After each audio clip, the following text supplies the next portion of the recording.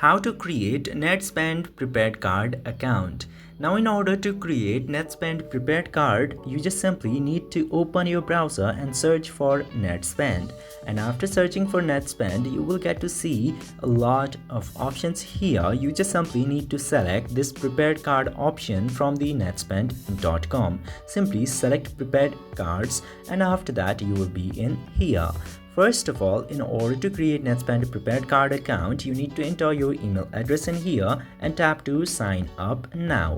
After tapping in there, you will be in a completely new page where you need to enter your first name, last name and address. Simply do that and then you can choose how you want your card to look like. Let me choose blue and after that check this box right here and tap to get my card. Then the order will be placed and you will get emails regarding the updates. This way you can very easily create an account or apply for Netspend prepaid card account. I hope this video was informative. If yes, don't forget to hit that subscribe button.